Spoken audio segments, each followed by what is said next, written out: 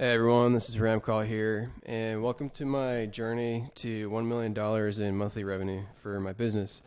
And for those of you that may be new to the channel or may not be aware, I'm actually just kind of documenting my little blog portfolio, at least for right now. Maybe sometime in the future I'll add like real estate or something.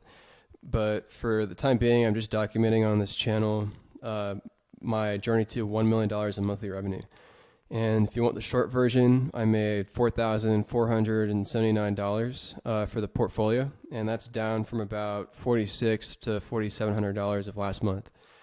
I also experienced a substantial, or actually not really a substantial, but maybe like a 2% increase to the total page views for the portfolio. And I think that would be because I added 2 new sites, and I also experienced a little bit of seasonality fluctuations for website number 1. So let's get into it. So for website number 1, very seasonal niche, and from last month to this month of August of 2022, the page views went from like 25,000 I think to like 87,000. And again, I think that's just because of the seasonality of the niche, so I'm not really too concerned because that's to be expected. Average time on page is fairly consistent, and you don't really see any drastic increases or decreases, so this all looks very organic. And considering the overall drop, obviously like 30%, again, due to the seasonality, the revenue also dropped by about the same amount. So it went from like $3,400 to about $2,100. RPM decreased some slightly as well. And I think a lot of people are saying that's because of this like recession, or like just overall the general economy of the US specifically. So that apparently doesn't happen too often. Apparently, like when a quarter starts, you can expect the RPM to start increasing month over month, but that's not the case right here. And then kind of taking like a data-driven approach. I know a lot of people tend to say that, and then they make it all about, like spreadsheets and values and information. All that's necessary, and that's why I'm showing it right here. But don't think that I'm just going to be spending all my waking moments, looking at spreadsheets and not actually trying to produce content, which at the end of the day will move the needle.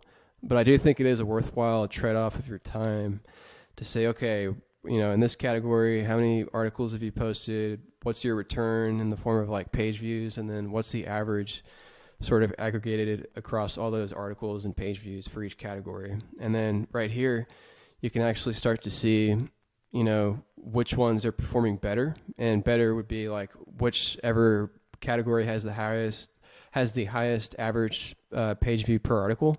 And then you can start focusing in on those categories. So like, for category 3 and category 7, obviously those are doing better. And then I would like to see like at least 300 page views per article for a particular category. So maybe I'll start expanding out the number of categories to try and put more, hooks in the sea, so to speak, to see if I can get a higher traffic category for website 1.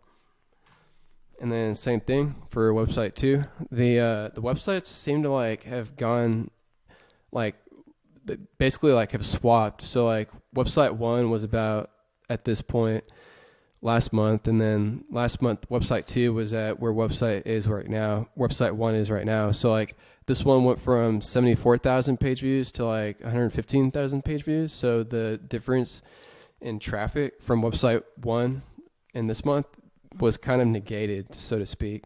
So this one did actually get hit a little bit by the the end of August, beginning of September helpful content update, but it is showing some signs of recovery. But I'll reserve judgment until next month for next month's update. And as far as the revenue, obviously since the traffic has increased by quite a bit, the revenue likewise has increased quite a bit. And then again, taking a quick look at the categories, you can immediately see that the average page view per article is doing substantially better, really across the board, than compared to website 1. And so, again, what you want to do is try to focus in and hone in on, okay, for category 1 and 2, Those are the ones with average numbers above like 300. And that just means like you'll get a quicker return on your investment. You can obviously like focus in on some of the other ones, but if you want a higher return on your investment in time and money, then it would just make a lot more sense to just focus in on the ones that are doing better. So for website 2, category 1 and 2 seem to be doing pretty well, and I'll just keep adding content to those and see what happens. And then, so I don't know if I mentioned at the beginning of this, so like, I added 2 more websites, and I have like a whole like list of other websites, but these 2 in particular have been on the shelf for quite a while. And this one, website 3, I think has like 90 articles as of recording right now, like kind of middle of September.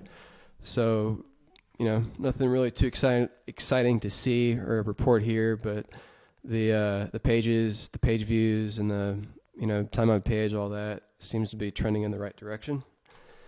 And then I have a 4th website. Just started it out. Again, it was on the shelf. This one has like literally 6 articles on it, and I'll just maybe hold on to this one and then focus in on website 3, get that one to Mediavine, and then start focusing in on this one. And so taking like a step back, so for August of 2022, the whole portfolio performance for this particular month. So again, I have 4 websites that I'm counting right here. 2 of them are monetized. The other 2 obviously are not. So that brings me to a total page view count of 204,000 page views and a total revenue count of $4,400. So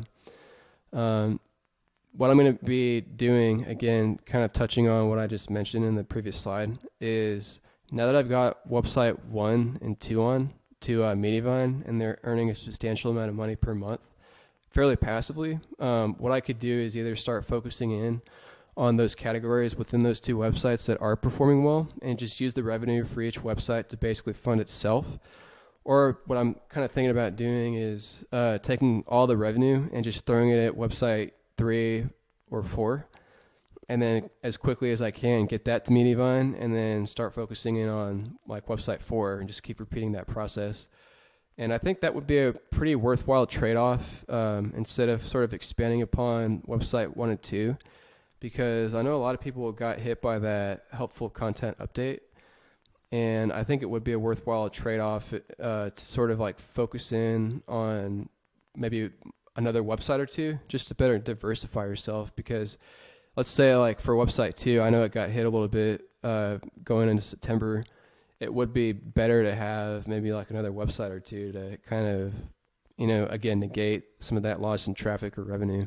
And then obviously going forward, like these websites would continue to age and have their articles rank better over time. And so I think it would also be interesting, or an interesting way to see just how these websites do perform over time without you adding any more content to them.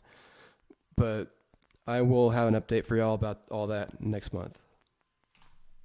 And then also too, like what I thought was even more interesting to see is to kind of represent this graphically. So this is like the whole portfolio performance since like really the inception of this channel. And I know like you can really get lost in all the data, again, like looking into like spreadsheets and all this stuff.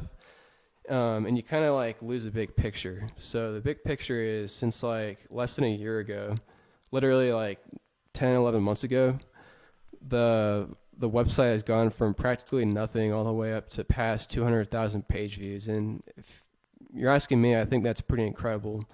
Even with like a 20 or 30% decrease potentially in September, I still think this is, again, a great business model, great return on your investment. And when you put it in this perspective, I really think that it can help motivate not only myself, keep myself accountable, reporting it on this channel, but also kind of serve as a testament for other like bloggers out there, for really whoever is like watching this channel or this video itself. So it'll just be really interesting to see like how much more of an increase, hopefully, the portfolio will grow in the coming months and years.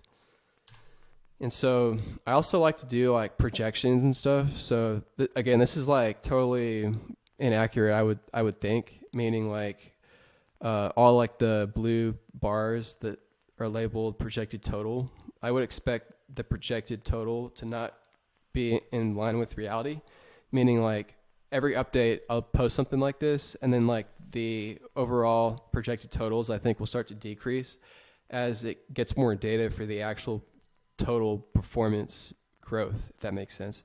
So just kind of, looking at this, I mean, the actual total obviously is going up a little bit, and the projected total can kind of give you an indication as to like how well it will do in the coming months.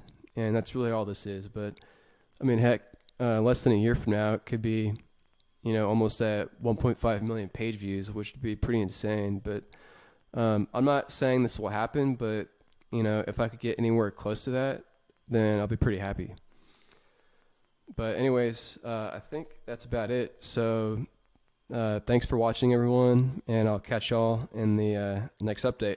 Hope y'all are killing it. See ya.